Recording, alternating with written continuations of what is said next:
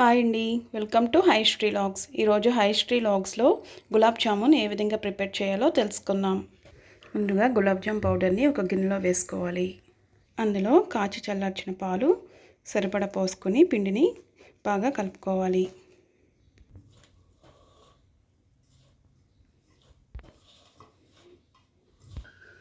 పిండిని ఇలా బాగా కలుపుకోవాలి.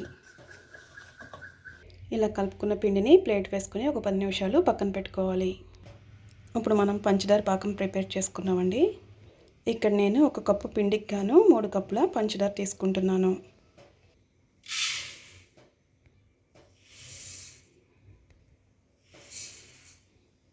మూడు కప్పుల పంచదారకి గాను 3 కప్పుల వాటర్ కూడా పోసుకోవాలి.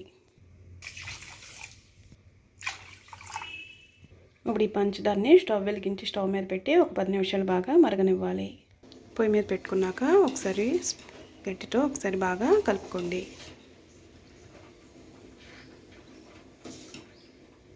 ఇప్పుడు ఈ పంచదార పాకంలో 1 స్పూను యాలక్కాయ పొడిని కూడా వేసుకోవాలి. పాకం అనేది మనకి రెడీ అయిపోయిందండి. మనకి పాకం అంటే తీగ పాకం రావవసరం లేదు. మనం చేతితో పట్టుకుంటే ఇలా జిగురుగా అనిపిస్తే సరిపోతుంది. ఇప్పుడు మనం స్టవ్ ఆఫ్ చేసుకుందాం. ఇప్పుడు ఈ పిండిని మరొకసారి బాగా కలుపుకొని చిన్న చిన్న ఉండలుగా చేసుకోవాలి. కొంచెం పిండి తీసుకొని ఇలా ఒకసారి దీన్ని బాగా అదుముకొని రౌండ్గా ఉండలు చేసుకోవాలి. ఇలా ఈ సైజులో పిండంతటిని ఉండలు చేసుకోవాలి.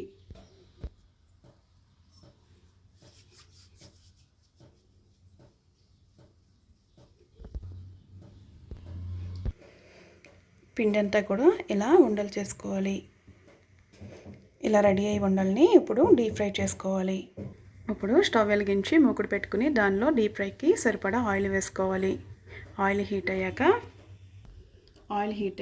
స్టవ్ని సిమ్లో పెట్టుకుని మనం చేసుకున్న ఉండలు ఒక్కొక్కటిగా వేసుకొని ఫ్రై చేసుకోవాలి. ఉండల్ని ఇలా కలుపుతూ వేయించుకోండి. అప్పుడు అన్నీ ఈక్వల్ కలర్లో వేగుతాయి. ఇప్పుడు ఇలా ఫ్రై అయిన గులాబ్ జామున్ని పాకంలో వేసుకోవాలి.